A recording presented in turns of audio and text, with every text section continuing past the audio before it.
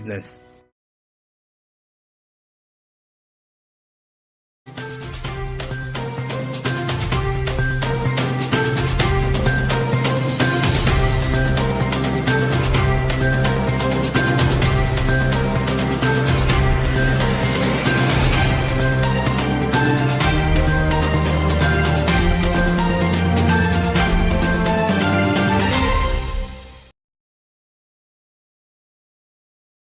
We'll be back from the break, and many thanks for sticking around to Smart 24 TV. Now, in our coffee cut tonight, we look at the investment strategies, as investing is buying something with the goal of building wealth and pretty much growing that same wealth, as well as through on going on with the sales that keep on increasing and what have you. Now, the choice of investments that one person makes is a crucial component of personal financial planning. And in tonight's coffee cut, we look through the strategies that you as an investor can seek in 2023.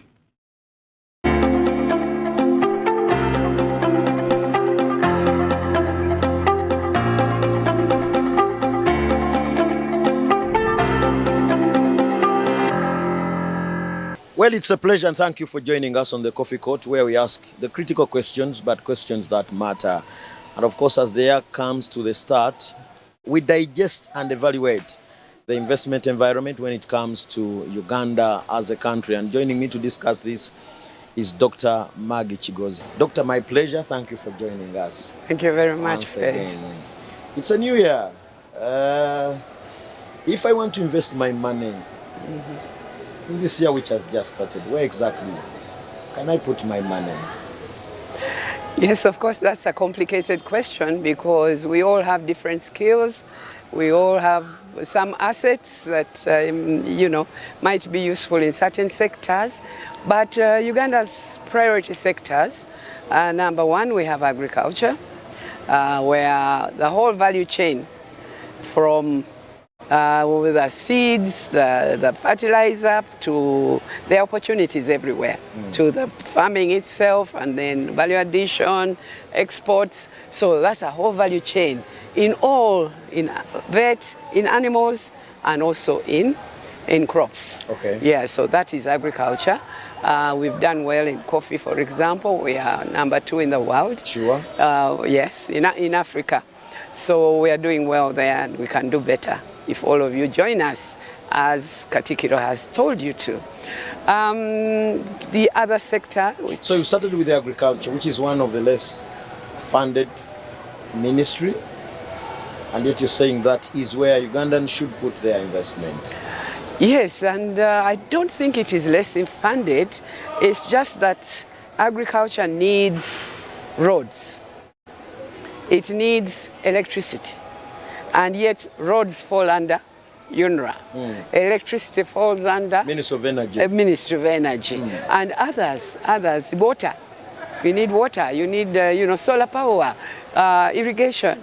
So therefore more money actually goes to agriculture, but it has been put in the other different ministries which have the ability. Ministry of Agriculture will not do roads, they don't know how to, but the others do. So in that way, but still, we do require much more funding in agriculture to enable us to reach all our farmers. What is that special with the agriculture you're talking about? It is a sector where those that have failed in other aspects are actually running to. So for you saying this is where you should put your money. I don't know about that running too when you fail. You failed in academics elsewhere. So the only way is go back to the field, engage in the digging. That's exactly what I'm meaning. Okay, I'm also digging, but I have not failed anywhere. But let's take it that maybe you are right. But it is certainly the sector that God gave us. God gave us beautiful climate. No other country in the world has it. God gave us this grass and soil, and also the people who know how to grow things. They've been growing things all their lives. They feed this country. They feed even the neighboring countries. But how can we help them to be commercialized? Because right now they are smallholder farmers. How do we help them to commercialize? So that is the challenge that still exists, and also to add value. we are not adding value. We are selling our, seeds. If it's coffee seeds, can we add value and make more money? And who has failed the value addition? Who? Who has failed the value addition? Who has failed? Yes, the value addition. Yes, it is us, Ugandans. Where are you? Why aren't you adding value? That's the challenge to us, especially those of us who are already in the private sector. Instead of, the challenge, we put up buildings, we put up, flats. We don't look at agriculture because of the mindset. We were educated. So people told us, our parents, you have gone to school, you leave this agriculture which we are doing. You go, you are a doctor, you are this, you are the other. So the mindset now of the people who have the ability, though the elite, who have some money, agriculture is not cheap, who have some money, the mindset change needs to happen to find agriculture an attractive investment. So Dr. Maggie is saying one of those areas where you and I must invest our money is the agriculture sector. So what else, Doctor? Tourism is the other one of the other ones. Tourism, again, Uganda is blessed. Apart from the beautiful climate. When those guys have winter, there's nothing you can do. When they have that hot summer and desert, for us, we are always perfect. So Uganda is blessed in that way, and we have the products. We have the rivers, the lakes. Those are products for tourism. They want to do fishing, they want to do boat riding, Then we have the world Big Five. We have those animals in so many parks. We have the beautiful forests. We have the cultural dances. Uganda has at least 50 tribes. So the Europeans want to hear our story. Would that be the reason why I should invest in tourism? Sure. Yes, and in your tribe, how many kabakas have we had? Who is telling the story? Is that a big issue, Doctor? Really? Tourists want stories. They come here to know, what did Mutesa do? What did the one from Bunyoro do, who attacked Buganda? Those are the stories they want to hear. How relevant is that to an investor? Not to the investor, to the tourist. Yes, how relevant So is you it as the investor, you put up your nice hotel, maybe near Amin's home in Arua, near his home, and then you tell the story of Idi Amin. Idi Amin is a person the whole world knows. And all of them want to hear. When they come to Uganda, they ask us, they ask you, the young generation, you don't even know. At least I can tell them something. So somebody's got to put up something to talk about Idi Amin. And you see those Europeans and Americans flocking here to get the story. So the agriculture sector, the tourism sector, and I'll still emphasize the tourism sector still is less funded, and you're referring us to these are the sectors where really I should put my money. Again, the tourism sector is much better funded now. You are seeing very nice promotions being done. We have people out there who are promoting Uganda, and we have people locally who are promoting Uganda on behalf of the government. The embassies are doing a very good job of promoting Uganda. But on top of that, again, tourism needs roads.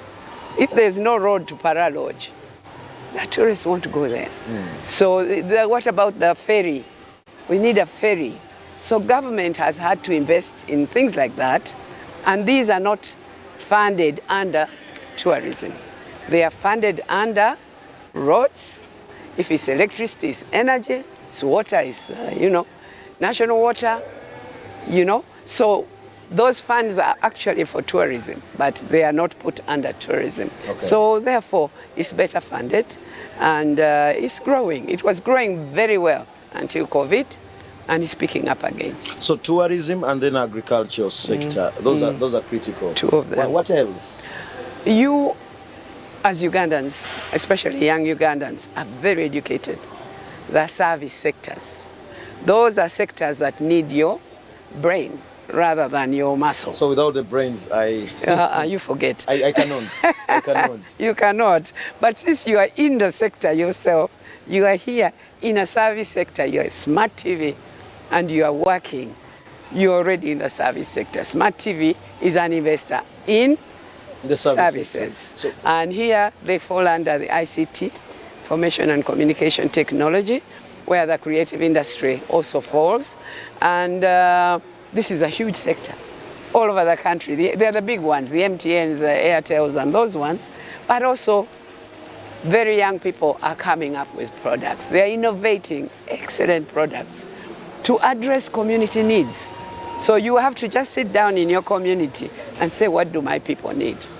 And when you identify it, how can I find a solution for them? Using this phone that you have, this phone that can be digital, that you can talk to the whole country. You can actually talk to the world. Yes. So that's what young people are doing. They're innovating in the ICT sector and coming up with incredible solutions. okay. Then in the same sector, ICT, we have how many radio stations have we got? 200 plus. Many are still coming up on a daily basis. Then we have TV, how many? Many of them. Too many, yes. And probably still needed because every tribe wants to have something in their local language. Is that something worth celebrating? Is that something worth celebrating? Those are investors. That we have many radio stations, we have many TV stations. Those are investors. That's where they have started. Do you know where it's going from there? Let's allow people to start small. You start small, a radio doesn't cost more than, say, 10 million. You can start a radio station. But you run it, you make some money, you go on. Next thing you have is a TV station. Starting it is one thing and sustaining it is another thing anyway. Yeah, no, you should sustain it. That's why you're a business person. It's that easy that you think. Yeah, if you have to learn. There are basics. Entrepreneurship. How do you start a business? What's your vision for your radio? What is your vision? What is, whom do you need to work with? Are you going to bring Fred to run your business sector? Are you going to hire him? Are you going to just get him? So the management, what's it going to be like? The accounts. Are you keeping your books of accounts? Is URA on your back because you are not? Keep your books of accounts. If you haven't made profit, you do not pay taxes. Most Ugandans will complain about taxes. But if you are not profitable yet, you're hoping to be profitable down the line, but right now you are not. There are no taxes that you are supposed to pay, except maybe the human resource, pay as you earn. Then what else do you need to do you with your radio station who's sitting back and saying, me, I can't? So you've talked about the agriculture, the tourism and the service sector. ICT. We haven't finished the service, only ICT. Then there is finance. We see the big banks. They also started small. Those banks a few years ago were small. Now they are very big. Banks are on their knees. People are borrowing and not refunding. Banks are on their knees. That is not true. That is not true. Banks know better than to do that. But yes, they are managed by Bank of Uganda, and there are things they are not allowed to do. So they are not allowed to just give you credit when you cannot pay. I have to check you out, and if you cannot pay, I will not give you credit. So that's the finance sector. But there's the small one. You could start SACCOs. Start a microfinance. You know, they've done small things and have grown now. So that's the finance sector. We have the big ones, but also the little ones. And then we have the education sector. In Uganda, 60% of education is business. It's by the private sector. It's owners like you and me. We own these schools, we own these universities, and we provide the service to our students. That's a big percentage, 60%. Yeah. I would think 60% are owned by people in government. No, they are owned by Ugandans. Yeah, I know St. Lawrence, the university and the schools were owned by Mr. Muchibi. Fortunately, he passed away. His daughter is running them. That's a private initiative. As are many, right from nursery school. You can run your nursery school. So education is a good venture. It is a good venture. In the current situation. Yes. We've gone through a rough time with COVID. That's true. And now Ebola in just 2 parts of the country. But that's our business. We do not give up. You want us to say, okay. No. We are going to fight and run the school. They don't give up. So education is still a priority.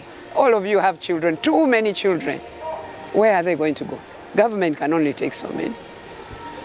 You want the private sector to educate your children. And they are going to continue to do that and collect your fees. That's what they want from you, is your money. So, Doctor, we can't talk about, good enough you talked about URA. You are Arnold Bloom when it comes to issues of investment. Do you think the environment for Uganda vis-a-vis investment is that hospitable and welcoming to the investors in this country? We have actually come a long way. We saw it when it was really, really bad.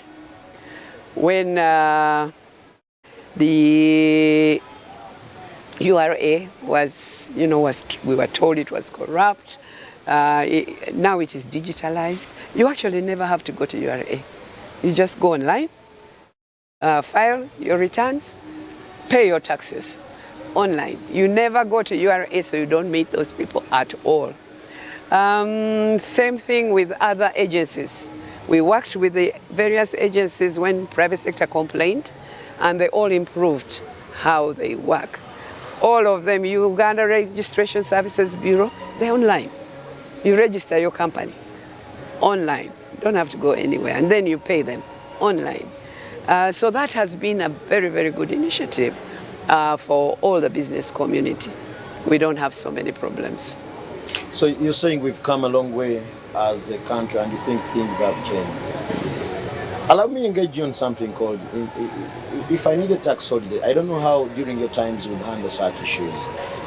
One would ask, if I want to gain a tax holiday, is it possible for a local Ugandan like anybody viewing us? I am a local Ugandan. I got a tax holiday. When tax holidays were being given. You got a tax holiday or you have a tax holiday? No, I got. A tax holiday you get when your company is new. When it is new, they encourage you by giving you a tax holiday so that the little money you have, you don't have to pay to the So tax that means man. everybody would actually seek for one? Yes, and they should get it. Are you As saying long as you have brought the required things. For example, if I bring a machine, like me in Pepsi Cola, I have a new factory. We brought some new machines. You get what is called an accelerated depreciation. 50% of the value of that machine, you deduct. You don't pay, actually you don't end up not paying any taxes in that year. And URA puts this out, tells everybody about it, tells you about the tax holiday. If you are up country and you are in agriculture, agro-processing, you have a tax holiday. Ugandans have benefited, so a lot of them. Doctor, you're saying it is possible for me, a local Ugandan, to gain a tax holiday. Why don't you go and read the tax law? Who gives this tax holiday? Government of Uganda. It was passed by Parliament, and now the URA implements it. We as UIA, as Uganda Investment Authority, where I used to be, we are the first ones who meet investors. So foreign investors all go to UIA. So you give them the list of incentives that URA gives. Now, Ugandans often do not bother to come. They think they know. So that's the problem. But it is in public, it's on the website, it is everywhere. There are a number of incentives for everybody. Investors have no color. There's nothing in the tax law that says a Muzungu gets a tax holiday, a Ugandan does not. No. So Fred can be a serious investor in this country? Absolutely. Well, that is it. The year has just ended. Doctor, your parting shot. To the Ugandans, I am happy to be here today to share with you and to try to encourage you. If you have a job, be the best at it. Do not let them fire you until you are ready, but at the same time, start your business. Can you think what it is you can do as you are employed, although you're employed, so that the day they fire you or the day you retire like I retired, you have something else to do. So start a business. If you're unemployed, then definitely start your business. You can start small, find which sector interests you, find which asset you might have, get the skills, learn the skills, and go ahead and start your business. Start small and grow. None of us started big, I promise you. Doctor, thank you so much for sparing and finding us time. One of the critical decisions I've made this year is not to waste time, but find every moment of my life count. So thank you for sparing time to speak to us on matters regarding investment in this country. I still remind you that if you want to be a serious business person, you must look for business people. If you want to be a serious person who will transform lives, you look for people that will help you get from where you are to where you ought to be. That is it from the Coffee Court. This is Smart 24 TV, and my name is Fred Nakuvia.